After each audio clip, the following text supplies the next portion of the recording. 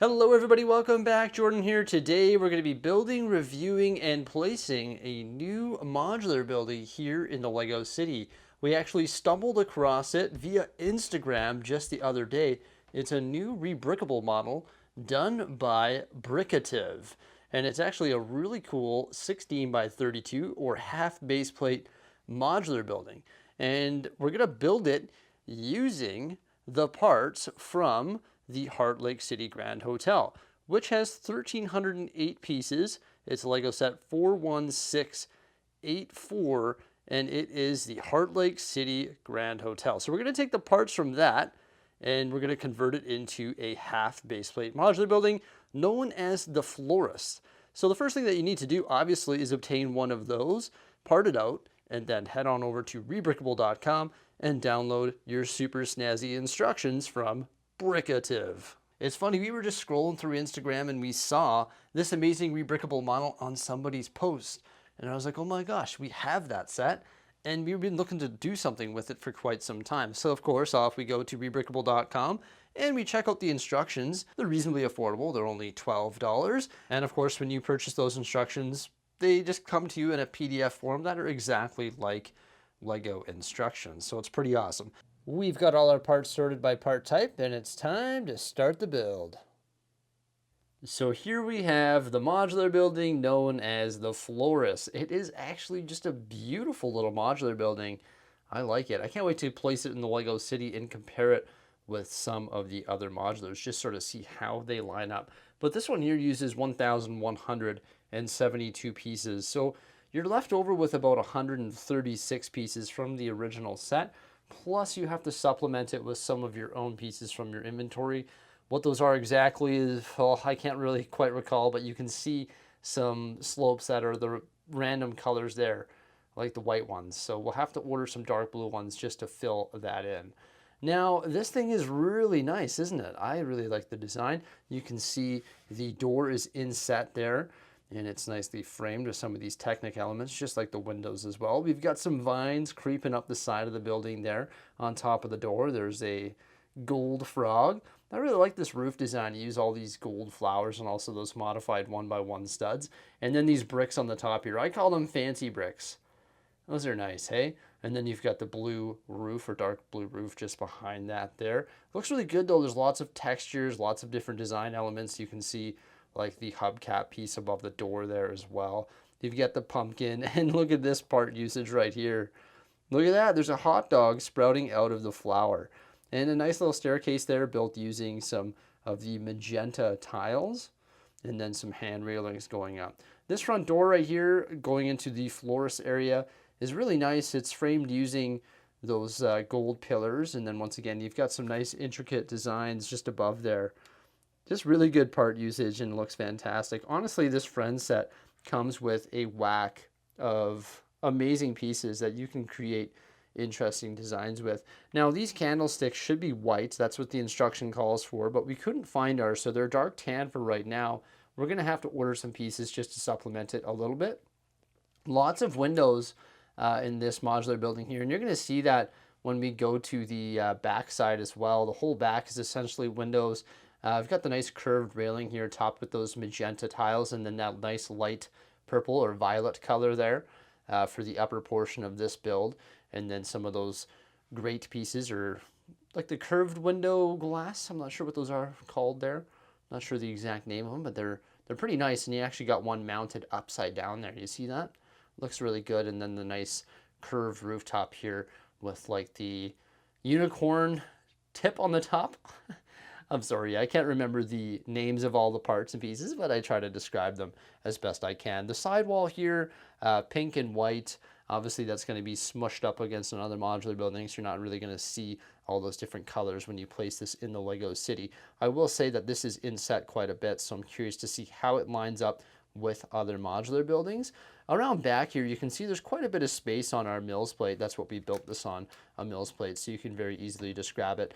But I mean, you're going to see this in a back alley, and you can see all the windows that I was talking about there. I love the simple detail, but yeah, just putting some of those tree limbs stacked on top of one another just to make some plant on the back here. I think that's pretty neat. And then there's all glass windows back here, so you can see Once you come in the front door there, it's just staircase, and that's what you're looking at right here.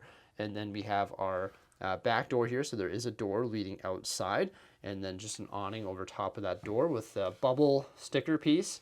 And then you can see in the interior right here. Now the only way you can see this interior is through these windows, because this roof actually won't pop off. Although the bottom is modular, the roof is not. So the only way you're going to be able to see the interior details here is by looking through this glass, which really isn't the end of the world. I mean, it's pretty clear. There's windows on both sides, so you can sort of see all the cool, intricate detail inside by peering through these windows. And there's the door leading in right there. And the roof, I really like it on the backside here. We use that curved sort of dish element. It's like a windscreen almost, and it's clipped in spot there. And then you've got flags on either side of it, and also another window. I just love this roof here. I like how it's curved like that and how it's capped using that window element. So let's take a look at the ground floor details by removing the top floor. So this very easily just pops off. And like I was saying, there's not really a way to take this roof off in its standard build. You can pop that door open so you can have a look in there as well, but it's got the glass windows on the back, so it doesn't really need roof access. You could very easily modify the original design by just sort of popping this all off and then putting some tiles and also some studs there. And then once you do that, this whole module should be able to pop off. I don't think you really need to do that because you can see most of the interior details just by having a look through the windows. You can see I attempted to do it. Oh, and I forgot to clean up my mess. I'm gonna have to push that down there. There we go. Let's not try to destroy this thing before we even get it placed in the Lego City. But once you remove that, you can actually see some interior details here. All sorts of colorful leaf elements and flowers and limbs, and of course flowers, because this is the florist, right? So this is where you can go and buy some more flowers, or buy flowers. I guess we've got a couple different flower shops in the Lego City right now.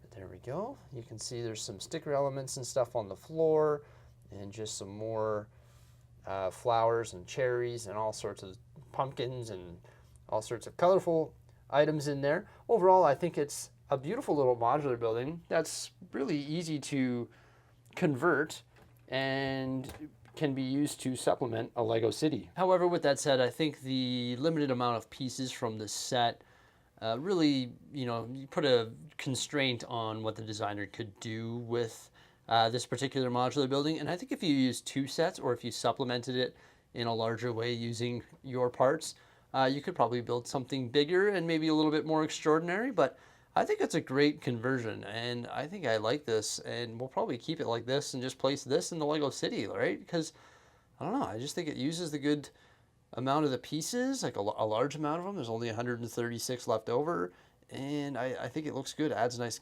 pop of color to the Lego City. It's a bit strange how you can't get in here, but you could easily add some tiles and make that work. Let's place it in the Lego City. So you've all seen my Lego City and how we've been converting it to mills, so it's been quite the project. This whole street here is pretty much full, other than the little spot right there behind the Avengers Tower. Also, eventually we could probably get rid of that road plate there. Our Pop Culture Street has a bunch of room on the end of it. Wouldn't want to place the florist over there because, well, it's not really pop culture related. And then over here, we have a spot open. Well, actually 1.5 spots, and that's where the hotel was before we started this video. Now, I still need to convert the train station to mills during the filming of this video. It's not done yet. And then we need to convert Spring Lantern Festival to mills as well. We've got some open spots here, and I decided just to place the florist right over here.